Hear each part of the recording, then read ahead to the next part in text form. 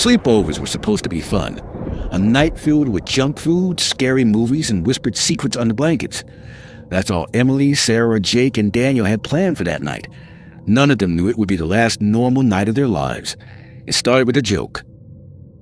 Emily had found the Ouija board in her grandmother's attic earlier that day, tucked inside an old, dust-covered wooden box. The planchette had been buried beneath it, its edges worn smooth from years of use. She knew it was old, much older than the store-bought boards she had seen in movies. She thought it was cool. Something vintage. Something fun. She had no idea what it really was. They sat in a circle on the floor of Emily's bedroom, their only light coming from a few flickering candles.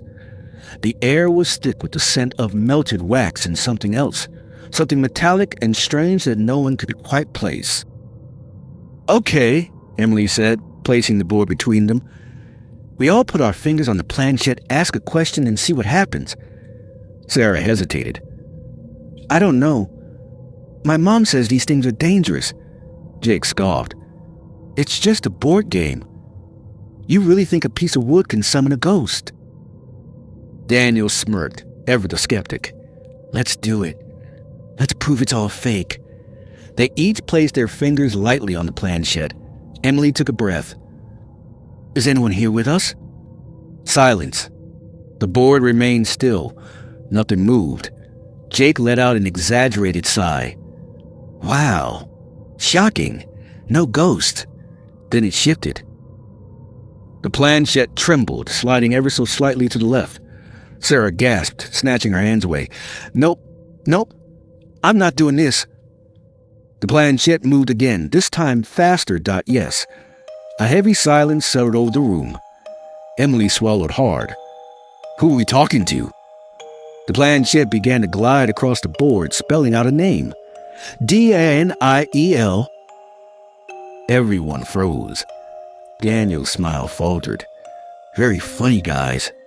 "We didn't move it," Emily whispered. Daniel shook his head, trying to laugh. "Sure you didn't." "What do you want?" Jake asked. The planchette jerked violently across the board. "Why owe you?" Sarah shivered. "Okay, I'm done." A creaking noise echoed from the hallway. The candles flickered, their flames bending as if something had just brushed past them. Jake exhaled loudly. That was probably just the AC or something. Emily wasn't so sure. She turned back to the board. "What do you mean by you?" The planchette moved again, faster this time, as if something was pushing it harder. Getout. A sudden gust of air blew through the room. The candles went out all at once, plunging them into darkness. Sarah screamed. Jake fumbled for his phone, the flashlight shaking in his grasp as he turned it on. The scratching sound started then. Soft at first, faint. Like nails dragging across wood. It was coming from inside the closet. Sarah was crying now. "I told you we shouldn't have done this." Daniel stood up, staring at the closet door. "We have to open it." Emily grabbed his arm. "Are you insane?" But Daniel was already reaching for the handle. The scratching stopped. For a moment, everything was deathly still. Then he yanked the door open. Nothing. Just clothes. No toy box. Some shelves. Jake let out a nervous laugh. "Jesus, man. Don't do that." Daniel turned back toward them. "See? Nothing's." His face went white. The others saw it too. A shadow. A tall, thin figure was standing directly behind Daniel, its head tilted at an unnatural angle. Jake's flashlight flickered, and for one horrifying moment the figure became clearer. Its arms were long. Too long. Its fingers curled inward, sharp as claws. Its mouth, if it had one, stretched wide in a black, gaping void. Its eyes. It had no eyes. Then the light cut out completely. Daniel screamed. The room plunged into chaos.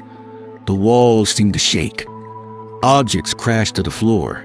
A whispering sound filled the air, low, guttural, inhuman. Emily fumbled blindly, grabbing at the Ouija board. She forced the planchette to goodbye, her hands trembling. "We have to end it. We have to say goodbye." A loud bang came from inside the closet, as if something had thrown itself against the door. Then silence. The flashlight flickered back on. The room was still. The air was suffocatingly heavy. The shadow was gone, but something felt wrong. Daniel was standing in the center of the room, breathing heavily, his eyes wide and unfocused. "Daniel?" Emily whispered. He didn't answer. Emily didn't sleep. None of them did. She swore she heard faint scratching from the closet throughout the night, but every time she turned on the lights, there was nothing. The next morning, Daniel was gone. His phone was on the floor, the last call still open. Emily picked it up. The screen was frozen, displaying a single word in the call log. "Goodbye." Daniel was never seen again. And when Emily checked her closet that night, the Ouija board was gone. Emily woke up in her own bed. Her heart still hammered in her chest. Had it been a dream? Her phone buzzed out a call from Daniel. With shaking hands, she answered. "Daniel? Where are you?" Silence. Then a faint scraping sound, like nails dragging across wood. A distorted voice whispered to the speaker, too deep to be Daniel's. "Come play again." The call cut off. Emily stared at her phone, her breast shallow. Her reflection in the dark screen blinked. She hadn't